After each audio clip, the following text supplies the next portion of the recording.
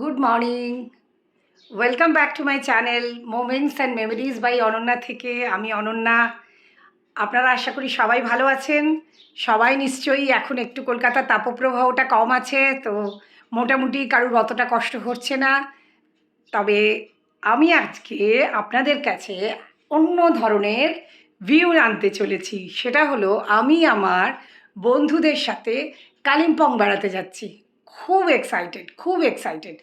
আমরা শতাব্দীতে করে হাওড়া স্টেশন থেকে ভিস্তাডোমে যাচ্ছি কালিম্পং। তো ওয়েট অ্যান্ড ওয়াচ। আমাদের স্কুলের বন্ধুরা মিলে আমরা সবাই মিলে চলেছি কালিম্পংয়ে। হাওড়া স্টেশনের উদ্দেশ্যে রওনা হয়ে গেছি। এখন হাওড়া ব্রিজ দিয়ে গঙ্গা দেখতে দেখতে যাচ্ছি, গঙ্গা ক্রস করছি। একটু হাওড়া ব্রিজের ভিউটাও তুলে নিলাম। সামনেই হাওড়া স্টেশন। অলরেডি আমরা হাওড়ায় পৌঁছে গেলাম। হাওড়া স্টেশনে পৌঁছে গেলাম। হাওড়া থেকে আমাদের শতাব্দীতে চলেছি আমরা। শতাব্দী ট্রেন হচ্ছে 2:25-এ। শ্রাবণী আমায় পিক আপ করে নিয়ে এলো। এবারে চুমকি স্টেশনে এসে গেছে, তো যাওয়া যাক। কত বছর পর হাওড়া স্টেশনে ঢুকছি, বেশ একটা দারুণ থ্রিলিং লাগছে। বন্ধুদের সাথে বেড়াতে যাওয়া আরও excited. As a travel blogger, first time I am in Howrah station. বেশ এক্সাইটেড লাগছে। বন্ধুদের সাথে কালিম্পং বেড়াতে চলেছি। এক্সাইটমেন্ট ধরে রাখতে পারছি না। রীতিমতো 1 ঘন্টার বেশি সময় আগেই পৌঁছে গেছি। হ্যালো শ্রাবণী। আমরা এখনো পর্যন্ত নিজেরাই আর একটা বন্ধুকে খুঁজছি, সে কোথায়। আমরা এক্সিকিউটিভ লাউঞ্জে ঢুকে পড়লাম। এখানে আমি এক্সিকিউটিভ লাউঞ্জে এন্ট্রি নিচ্ছি। এটা হচ্ছে এখানকার রিসেপশন। এদের পার সিট 50 রুপিস। আর যদি এটা এখন আপাতত সবাই ভর্তি হয়ে গেছে। এদের ভেতরেই মোটামুটি কিছু খাবারও রয়েছে, ফুড কোর্টও আছে ওখানে। দোতলাটাও বেশ ভালোই বানিয়েছে। আর একটা কনফারেন্স রুমের মতো আছে, আমরা সেটাই পেলাম। সেটা 400 নিল আমাদের। আর একজন জয়েন করে গেছে, চুমকি জয়েন করে গেছে, শ্রাবণী ছিল। আপাতত আমাদের প্রচন্ড এক্সাইটেড আমরা। নর্থ বেঙ্গল ফাইনালি আমরা নর্থ বেঙ্গলের দিকে। চলো আমরা আগে সবাই ফিঙ্গার ক্রস করে নাও। সবাই আগে ফিঙ্গার ক্রস করে নাও। এখনো শুভ্রার জন্য ওয়েট করছি। প্রথম থেকেই সব কিছু ভালো অ্যারেঞ্জমেন্ট। জয়েন করে গেল শুভ্রা। ও এবার দারুণ সিলেকশন করেছিস টি শার্ট। ও জমে গেছে আমাদের। শুভ্রা এসে গেছে, চুমকি তো আগেই বললাম। ওদিকে শ্রাবু ছবি তুলছে। হ্যালো করো। প্ল্যাটফর্মে আমাদের গাড়ি দিয়ে দিয়েছে। এখন আমরা একটা হেল্প হিসেবে নিয়েছি। আমরা এক্সিকিউটিভ লাউঞ্জ থেকে বেরিয়ে গেলাম, গিয়ে এখন ট্রেনের দিকে যাচ্ছি। 11 নম্বর প্ল্যাটফর্ম। শতাব্দী 11 নম্বর প্ল্যাটফর্ম থেকে ছাড়ে।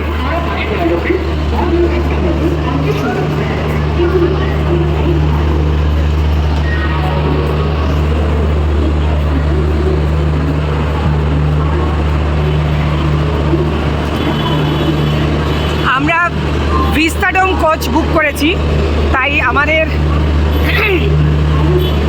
একটু দূরে অবধি প্ল্যাটফর্মে যেতে হবে।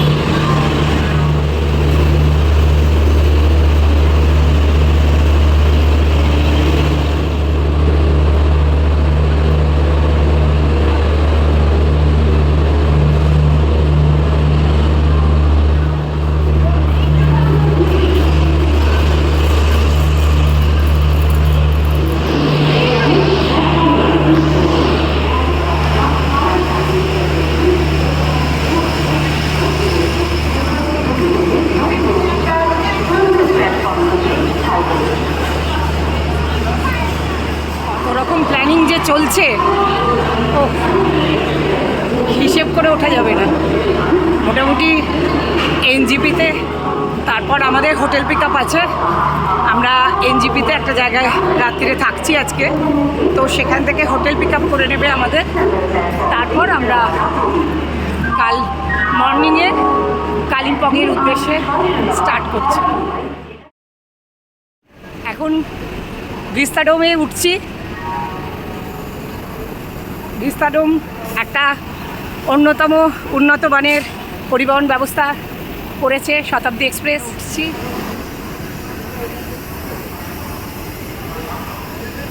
By bye Howrah.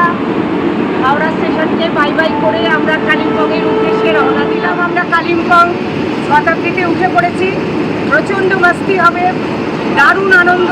আমাদের সাথে থাকুন, সঙ্গে থাকুন। Moments and Memories by. আমি এখন শতাব্দীর ভিস্তাডোম কোচের ভেতরে ঢুকছি। আপনাদের পুরোটা কভারেজ দেখাতে চলেছি। অ্যাকচুয়ালি এই শতাব্দীর ট্রেনের এই ডোম কোচগুলো ভীষণ সুন্দর এবং আকর্ষণীয়। এগুলোর ওপরে মানে এদিক দিয়ে ওদিক দিয়ে যে সমস্ত স্লাইডিং ডোর, পুরোটা সেন্ট্রালি এসি এমনিতেই শতাব্দীতে থাকে। তাছাড়া এদের চেয়ারগুলো 360 ডিগ্রি অ্যাঙ্গেলে ঘুরে যায়, তার ফলে কোনো বসার অসুবিধে নেই। এগুলো বেশ নতুন ধরনের করেছে। এর প্রধান বৈশিষ্ট্য হলো এর যে পুরো গ্লাস, এই গ্লাসের মাধ্যমে পুরো যে একটা লাইটস আসছে এবং ডোমের কোচটা ঝকঝক করছে, অনেকটা ফ্লাইটের মতোও লাগছে দেখতে। এবং বাইরের সমস্ত জিনিস এত ক্লিয়ারলি দেখা যাচ্ছে যে যাত্রীরা পুরো পূর্ণাঙ্গ একটা দৃশ্য উপভোগ করতে পারবে। এবং এর একটা অনুভূতি ভীষণ ভালোভাবে সবাইকে ছুঁয়ে যাচ্ছে। ওভারঅল শতাব্দী ভিস্তাডোম কোচের যারা প্যাসেঞ্জার্স, তারা একটা ডিফারেন্ট এক্সপিরিয়েন্স ফিল করছে এবং যেটা তাদের ট্রেনের সফরকে আরও সুন্দর, আরও মনোরম ও অনবদ্য করে দিচ্ছে। আমরা এখন বোলপুর শান্তিনিকেতন ক্রস কবিগুরুর শহর। বেশ এক নস্টালজিক ফিলিংস হচ্ছে, ভীষণ ভালো লাগছে। মোটামুটি বড়সড় পাওয়ার প্ল্যান্ট কি ইটভাটা? হ্যাঁ, পাওয়ার প্ল্যান্ট আমারও মনে হচ্ছে, কারণ ইটভাটা হবে না মনে হয়। ইটভাটা নয়, পাওয়ার প্ল্যান্ট একটু বড়সড় আকারেরই প্ল্যান্টটা, এটা বুঝতে পারছি না। সাঁওতালডি বা সেরকম যেরকম আমরা দেখি না, যেতে যেতে হঠাৎ করেই দেখলাম যে ওপরেই যেরকম যে সমস্ত র মেটেরিয়ালসগুলো যাওয়ার মতো করে ওপর দিক থেকে একটা টয় ট্রেন লাইক ওরকম কিছু ব্রিজ মতো করে করা, যাতে র মেটেরিয়ালসগুলো বা যেগুলো প্রডিউস হয় ম্যানুফ্যাকচারিং, আফটার ম্যানুফ্যাকচারিং সেগুলো ওখান থেকে ট্রান্সপোর্টেশনে যাতে ইজি ট্রান্সপোর্টেশন হয়। সেরকম থার্মাল পাইছে এইরকম থার্ড পাওয়ার প্ল্যান্ট, এখান থেকে যে যে রিভারটা রয়েছে না, বা হাইড্রো ইলেকট্রিক পাওয়ার প্রজেক্ট এরকম কিছু। ব্রিজটাও দারুণ না? হ্যাঁ, এটা কি ফারাক্কা চলে আসলাম? এটা মোস্ট প্রবাবলি কি ফারাক্কা হতে পারে, ইলেকট্রিক পাওয়ার প্রজেক্ট বা এরকম কিছু একটা। বেশ ভালো লাগছে। এটা কিন্তু আমি নিজের মতো করে কথা বলছি, স্বগতোক্তি জানি না, হলিউড স্টাইল। হ্যাঁ, স্বগতোক্তি হলিউড স্টাইল। সেই ইয়ের কথা মনে পড়ে গেল, নায়কের উত্তম কুমারের কথা মনে পড়ে গেল। সঠিক বলছি তাও কিন্তু না, একটা হয় না যে আমরা না রাস্তার ধারে যেতে যেতে কেউ একটা কিছু মনে হতে পারে যে না, অ্যাকচুয়ালি আমরা মেনলি আলোটা চলে যাওয়ার ভিডিও নিয়ে নিলাম। বারাসাত থেকে আমাদের জন্য মিষ্টি এনেছে, বিভিন্ন রকমের কালাকাঁদ। ও প্রতিবারই যেখানেই যায় আমাদের বেড়াতে, সেখানেই মোটামুটি মিষ্টি নিয়ে আসে। সবাই আমরা ঝাঁপিয়ে পড়েছি। শুভ্রা, কেমন লাগলো মিষ্টিটা? শ্রাবু, মিষ্টিটা কিরকম? অসাধারণ, কোনো কথা হবে না। আমারও দারুণ লেগেছে। হ্যাঁ, হ্যাঁ, এটা কোন দোকানের রে? হ্যাঁ, জ্যোতি। তুই সাজেস্ট করেছিলিস জ্যোতি, কারণ আমি অশেষে আগে বাপি নিয়ে আসতো, কিন্তু তুই জ্যোতি সাজেস্ট করেছিস।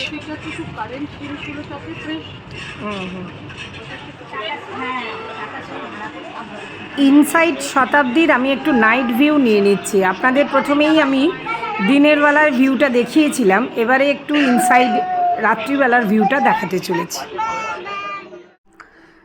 এখানের বাচ্চাগুলো খুব এনজয় করছে, ক্যাচর ম্যাচর, বেশ ভালো একটা মজা করছে, ভালোই লাগছে। আর এই সাইডটা হচ্ছে লাগেজকে জমা দিয়ে প্রথমে ওখানে যেতে হবে। নিজেদের সঙ্গে লাগেজ রাখার দরকার নেই, খুব সুন্দর ওরা একটা কেরিয়ার টাইপের ব্যবস্থা করেছে।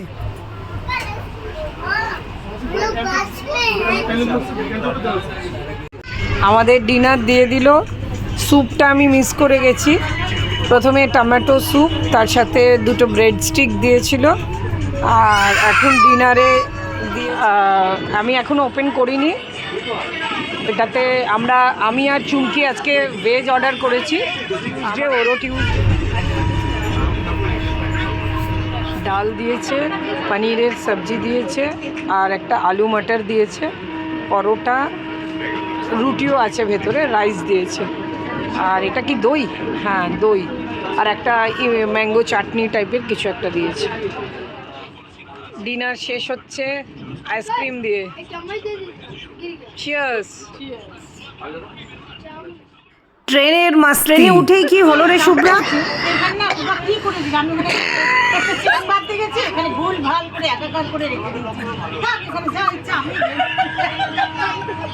ওনারা তার মধ্যে যান, এখানে পারি না, আপনারা বসুন, আমরা আমাদের জায়গায় যাচ্ছি বলে ওই জায়গায় বসে পড়লো।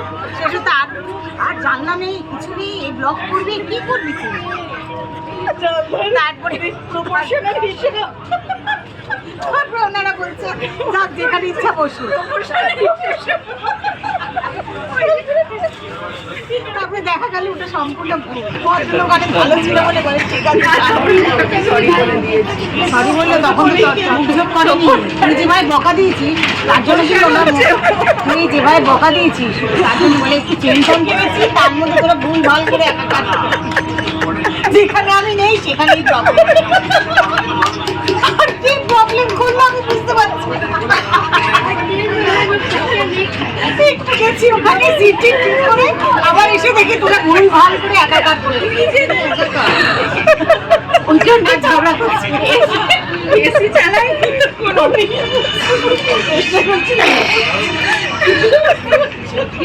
এত ভালো লোক যে পাওয়া যায়। আর আগে সিট তুই একবার ইয়ের মতো করেছিস, একবার উঠাচ্ছিস বসাচ্ছিস অচেনা লোক সব মেনে নিয়েছে। তো অচেনা লোক আমার মেনে যাবে, সব মেনে নিয়েছে। ঠিক আছে মেয়ে বাচ্চা মেয়েরা করছে, আবার তাকে আবার বসাচ্ছে না, অনেক মানে ফুল ব্রেনে বলে কিচ্ছু করছে না। দেখতে চারটে বাচ্চা মেয়ে এরকম করছে, নামছে। কত ভালো লোক, কোনো মেজাজ নেই, ঠিক আছে বলে। তারপরে দেখছি যে আমাদের দোকানেই বলে ঠিক আছে বস, আপনার যা ইচ্ছা করুন। এবার দেখছি যে আমরাই বোকামি করেছি, আবার বলে এক বন্ধু ফোনে ছিল, তাকে এক্সপ্লেন করছে, মানে ও এত হাসাতে পারে, হাসতে হাসতে আমাদের পেটে ব্যথা হয়ে গেল।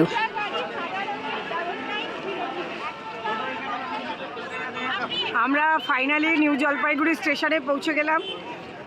ভিউয়ার্স, ফাইনালি আমরা 11টায় পৌঁছে গেলাম। ট্রেন কারেক্ট টাইমেই নেমেছে, কোনো অসুবিধে হয়নি। আমরা এসেছি, আমাদের হোটেল থেকে পিক আপ আছে। আমরা অলিভ হোটেলে এসে পৌঁছে গেলাম। হোটেল পিক আপ ছিল, কোনো অসুবিধা হয়নি। ফিউ আওয়ার স্টের পক্ষে হোটেলটা খুবই ভালো, রিজনেবল বাজেটে, এবং লোকেশন দারুণ। আজকের ব্লগ শেষ করছি Moments and Memories by Ananya থেকে। আমি অনন্যা। কালকের আবার আমরা কালিম্পংয়ের পথে।